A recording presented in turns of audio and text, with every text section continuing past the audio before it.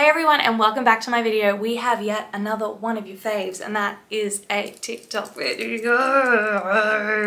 So let's get started. Oh, getting naked while I'm talking to you guys. Yeah. Nose piercing bump pack for less than $5. So I have found the perfect solution for the little bump that you get on your nose, and I'm going to share it with you guys because I haven't shut up about this for the past 7 years since I got my nose piercing. The main thing that you want to not do is take out the piercing. Don't take that shit out. Leave it in. Actually, you probably shouldn't even touch your piercing for the first 3 months. That's what they normally tell you. It has to be 100% pure and non-iodized. Iodized? I don't know if that's the right word, but you'll see it on the thingy. I personally use the one from Costco. It comes in it has a brown cap and then a blue label. You need sea salt, a little mixing thingy, a Q-tip, and some water, and that's it. You're gonna add a little bit of sea salt, wet the Q-tip, go back and mix it, and you're gonna make a paste. You have that pasty consistency, you're just gonna put it on your nose piercing, right on top. You're gonna leave it for as long as possible so you can do this while you're sleeping because it should dry up eventually. It won't flake off on its own. Try doing this for 2 to 3 days and you'll see that the pimple, it will dry itself out and start to crust off. I mean, this technically is kind of how do I say it? It's not something that we as piercers should recommend, but you will find that this will work. So obviously people are already gonna yell at me for saying that at all, but genuinely, this is the type of thing that will work. Basically, I mean that it's not something that we technically should promote and should put out there because of the fact that there are still bacteria and germs that lay within all of these things that you're using. So within the cotton pad, within the cotton tip, within the salt itself, because it isn't a sterile solution. So we shouldn't be promoting that. And I'm not trying to promote it, so don't quote me on this. But I have seen these things work, definitely. I don't advise it because everyone reacts differently to this, and this can cause more problems for some people. So it's definitely not a well-rounded thing that we promote because I guess there isn't enough evidence of consistency behind it helping to heal the piercing bump. Just like the aspirin technique, and if you don't know what that is essentially using the aspirin like that person is using the salt, forming a paste and putting it on the bump. This has shown to work as well. However, because of the inconsistency, we can't actually recommend it, and we do not recommend it. So yeah, I'm not recommending it. I personally have used it before I was a piercer and I found that it did work.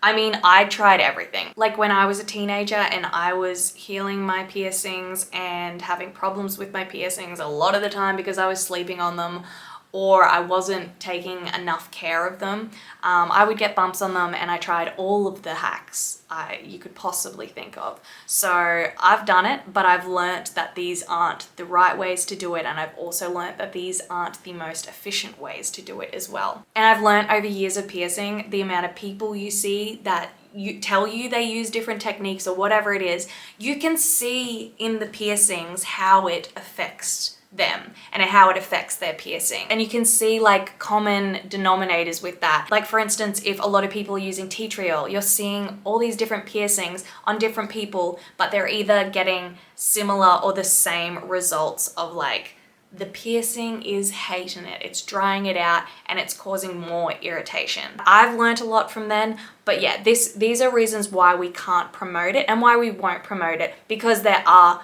better techniques as well. And at the end of the day, it seriously comes down to the quality of the jewelry, because a lot of people do have reactions and are allergic to nickel, and they're wearing jewelry that contains nickel, even if it's just a small amount of nickel. That's why titanium, we love titanium.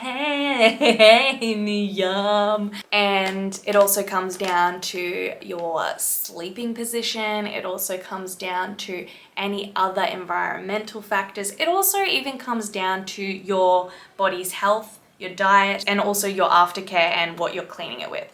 There's so many factors that come into why you may have a bump, why your piercing isn't healing. There are so many factors, and that's why it's best to go to your piercer and find out what they can do to help, or what advice they can give you to help. These are the steps to take. Don't follow random people's advice on the internet because it may work for them, but it may not work for you, is kind of what I'm trying to say. But I don't think this is a terrible hack, is what I am trying to say.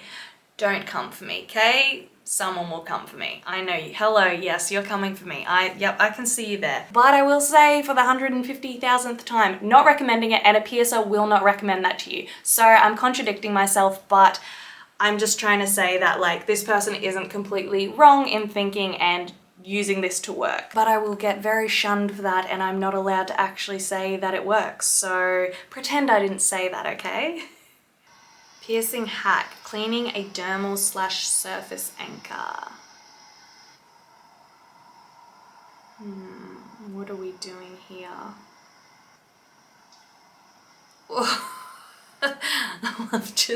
just pour it over the top of it at first. I'm sorry, I had to. Use warm salt water on new piercings. I use face oil because mine is completely healed. Yeah, that makes sense actually. Get in there, get a good clean.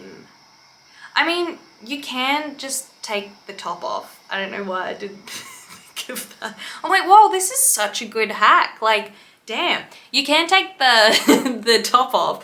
So like, I know some people can't like get it off. They don't know how to get it off themselves. So that's fine. If you can't get it off yourself, this is a good way of getting under there and cleaning it. Like, especially when you're wearing makeup, like you can clean your face as well as you can possibly clean your face, but still there will still always be like the little remnants, especially if you're not taking the top off often, or if you're not taking the top off, because some people, like I said, can't get it off. Just be careful with this one that you're not like, I guess, getting in there and like pushing it around and like almost massaging. Oh my God, sleazy. I'm so sorry for like stripping in front of you today.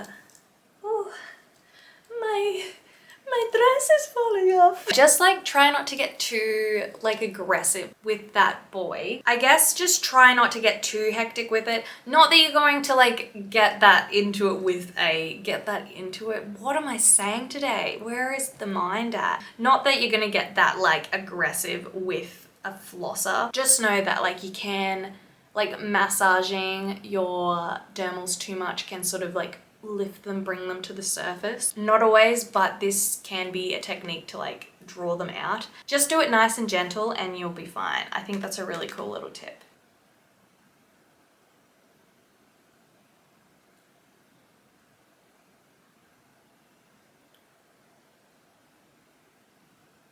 Now this is a hack I've never heard of.